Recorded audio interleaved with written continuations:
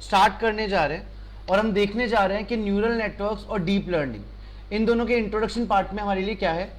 हम ये सीखेंगे सबसे पहले कि न्यूरल नेटवर्क्स क्या होते हैं, कैसे फॉर्म होते हैं, इनके बेसिक्स क्या हैं, ये किस टाइप ऑफ लर्निंग में आते हैं। तो इन सबसे हम स्टार्ट करने जा रहे हैं हमारा आज का लेक्चर, जो कि है neural networks and deep learning introduction. So सबसे पहले हम ये समझते हैं कि न्यूरल नेटवर्क्स क्या है। Neural networks are modelled after biological neural network and attempt to allow computers to learn in a similar manner to humans.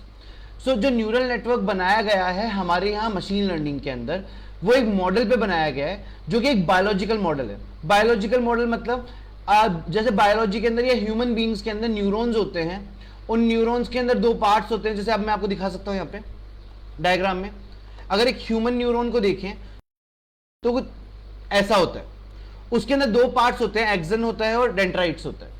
सो यहां पे क्या है, जो एक्सन वाला पार्ट है वो दूसरे न्यूरॉन के डेंड्राइट से कनेक्टेड होता है। इस कंप्लीट मॉडल आर्किटेक्चर में बनाया गया है न्यूरल नेटवर्क्स, जो कि पूरा एक ह्यूमन न्यूरॉन को डिनोट करता है। ये जो टाइप ऑफ लर्निंग है जो न्यूरल नेटवर्क्स में यूज हो रही है, इस टाइप ऑफ लर्निंग को रीइंफोर्समेंट लर्निंग भी कहा जाता है। परफेक्ट। तो ये इस टाइप की जो लर्निंग है, ये न्यूरल नेटवर्क बनाया गया है एज लाइक ह्यूमंस। क्यों बनाया गया? ये एक पर्पस से बनाया गया कि जैसे ह्यूमन न्यूरॉन्स काम करते हैं, वो एक डेटा को डेंड्राइट्स के थ्रू लेते हैं, एक्सॉन से दूसरे न्यूरॉन तक पास करते हैं, फिर वो दूसरा न्यूरॉन तीसरे न्यूरॉन तक पास करेगा। इसी तरीके से हमारा जो ये न्यूरल नेटवर्क है ये भी परफॉर्म कर सके, इस वजह से इसको बनाया गया। नाउ यूज केसेस समझते हैं, ये कहां कहां यूज आता है। ये काम आता है एक टॉपिक जिसको कहते हैं पैटर्न रिकॉग्नाइजेशन, जहां पे डिफरेंट टाइप ऑफ पैटर्न्स हमको दिए जाते हैं। आप जैसे वो फेस पैटर्न्स मान लीजिए, हैंडराइटिंग पैटर्न्स मान लीजिए, इमेज पैटर्न्स मान लीजिए, उसमें काफी काम आता है। दूसरा, टाइम सीरीज प्रिडिक्शन। अगर कोई प्रिडिक्शन हमको देना है टाइम के according, for the future, for the past, kind of वैसा, तो टाइम सीरीज प्रिडिक्शन भी न्यूरल नेटवर्क से किया जा सकता है। Next is called as signal processing. अगर कोई सिग्नल लाइक अगर नेटवर्किंग में अगर हम बात करें, नेटवर्किंग वाले फील्ड में जो सिग्नल प्रोसेसिंग वाला जो जेनरे आता है, पूरा कैटेगरी आती है, वो न्यूरल नेटवर्क्स पे क्लासिफाई हो सकती है। Next is called as anomaly detection and control. Something which is related to control and something which is related to detect something, किसी एक पर्टिकुलर चर्न में, पर्टिकुलर एक सेगमेंट के ऊपर किसी एक कस्टमर को डिटेक्ट करना है, किसी एक कैटेगरी को डिटेक्ट करना है, वो सारे काम भी हमारा न्यूरल नेटवर्क्स कर सकता है। The human brain has interconnected neurons with dendrites that receive input. तो ह्यूमन न्यूरॉन्स के अंदर जो इनपुट होता है, वो इनपुट रिसीव किया जाता है किसके अंदर? डेंड्राइट के अंदर। ठीक है। And then based on those inputs produce an electrical signal output through axon. फिर क्या होता है, वो जो इनपुट दिया गया डेंड्राइट में, वो कन्वर्ट होता है एक इलेक्ट्रिकल सिग्नल में, और उस इलेक्ट्रिकल सिग्नल के थ्रू आउटपुट पास किया जाता है एक्सॉन को। और फिर वो जो एक्सॉन है वो ये पूरा प्रोसेस पास कर देगा किसको? अगले न्यूरॉन को। वहां पे भी जो पास करेगा वो डेंड्राइट को पास करेगा। तो पहले एक्सॉन का जो आउटपुट है वो दूसरे न्यूरॉन के लिए इनपुट की जैसे एक्ट करेगा, एंड सो ऑन, ये चेन चलती रहेगी। Now there are problems that are difficult for humans but easy for computers, like calculating large arithmetic problems. तो ये बनाया क्यों गया? जब humans में ऑलरेडी प्रेजेंट था, तो क्या यूज केस है इसका, क्यों बनाया गया? हम ये बोलते हैं कि जो भी मशीनरी या जो भी ऑटोमेशन हम बना रहे हैं मार्केट में, वो ऑटोमेशन या मशीनरी सिर्फ एक पर्पस के लिए बन रही है, ह्यूमन नीड्स को पूरा करने के लिए और ह्यूमन एफर्ट्स को कम करने के लिए। तो ह्यूमंस के लिए बड़े अर्थमेटिक कैलकुलेशन या ज्यादा टफ मैथमेटिक्स सॉल्व करना इजी नहीं होता है। उस पर्पस से बनाए गए ये न्यूरल नेटवर्क सिस्टम, जो कि क्या करता है, एक अच्छे खासे tough complicated complex mathematical operation को इजी कर देता है ह्यूमंस के लिए कैलकुलेट करना, क्योंकि ये कंप्यूटर थ्रू कैलकुलेट हो रहा है। Now then there are problems easy for humans but difficult for computers. मतलब कुछ ऐसी प्रॉब्लम्स भी, जैसे हम ह्यूमंस हैं, हम किसी के फेस को देख के उसको एग्जैक्टली रिकॉग्नाइज कर लेते हैं, हमारे लिए इजी है, बट ये पर्टिकुलर प्रॉब्लम कंप्यूटर्स के लिए टफ है। अब इस प्रॉब्लम को, अगर टफ प्रॉब्लम को सॉल्व करना है, तो हमें चाहिए होगा न्यूरल नेटवर्क, क्योंकि हमारे पास तो न्यूरॉन्स हैं, कंप्यूटर के पास न्यूरॉन्स नहीं थे जिससे वो इजीली रिकॉग्नाइज कर पाए उस ह्यूमन को, उस फेस को, उस इमेज को। इसलिए हमने डेवलप किया न्यूरल नेटवर्क, कंप्यूटर्स के लिए, जिससे वो इजीली किसी भी चीज को रिकॉग्नाइज कर पाए। Now neural networks attempt to solve problems that would normally be easy for humans but hard for computers.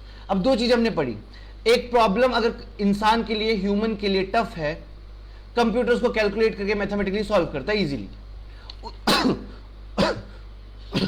उस प्रॉब्लम के लिए न्यूरल नेटवर्क नहीं बनाया गया। न्यूरल नेटवर्क क्यों बनाया गया? कि जो प्रॉब्लम इंसान के लिए इजी है सॉल्व करना, ठीक है, वो प्रॉब्लम कंप्यूटर के लिए टफ थी सॉल्व करना।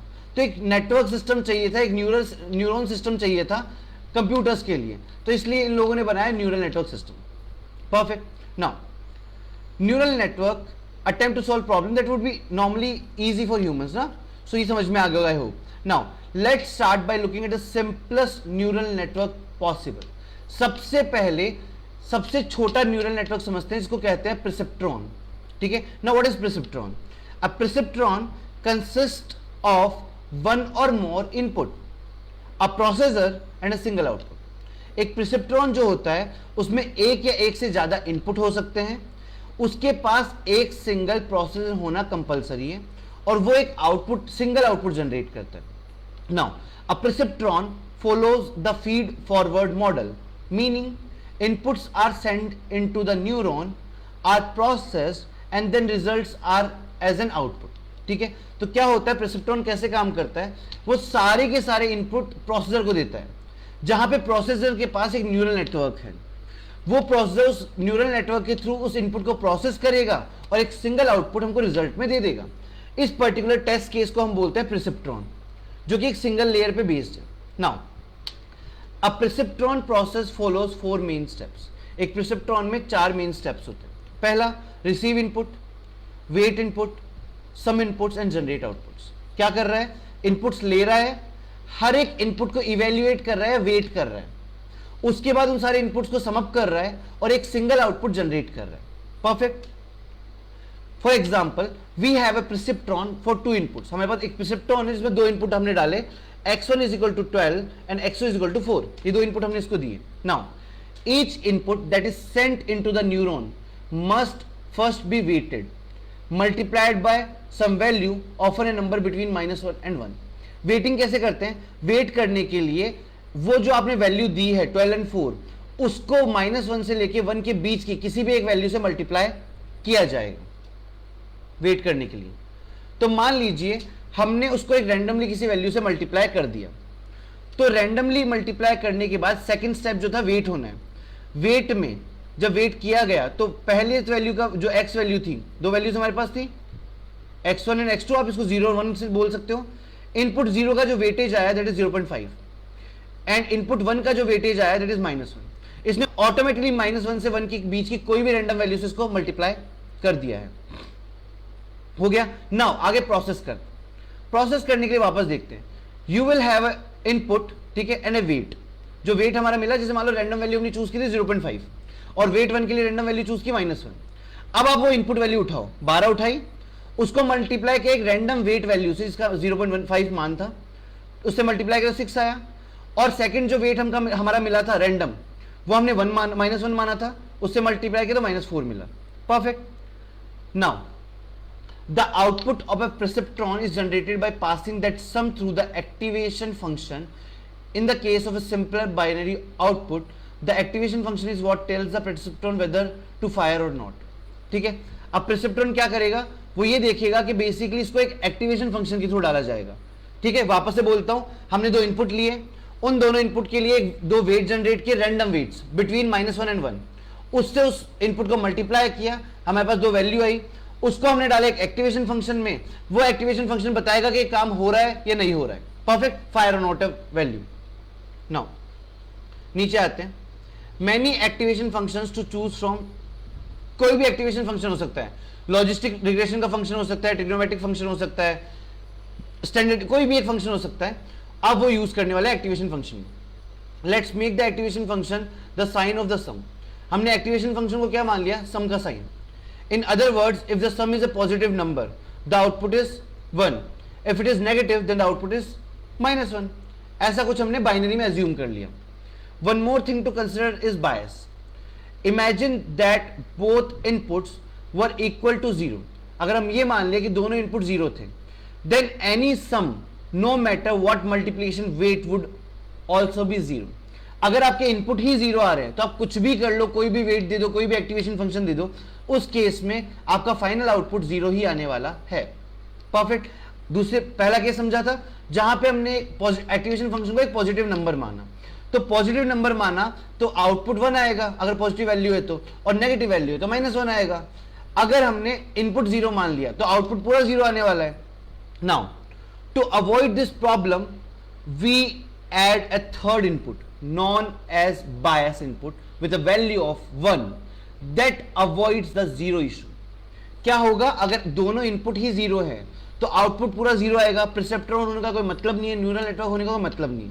तो हमने अपनी मर्जी से एक थर्ड इनपुट मान लिया जिसको कहा गया बायस, और उसका वेट जो हमने अज्यूम किया है वो 1 है, जिससे कभी भी कोई भी इनपुट अगर 0 हो तो किसी भी केस में आउटपुट 0 नहीं आएगा, क्योंकि हमारा थर्ड जो वेट है या थर्ड जो हमारा आप बोलो इनपुट है वो 1 माना गया है।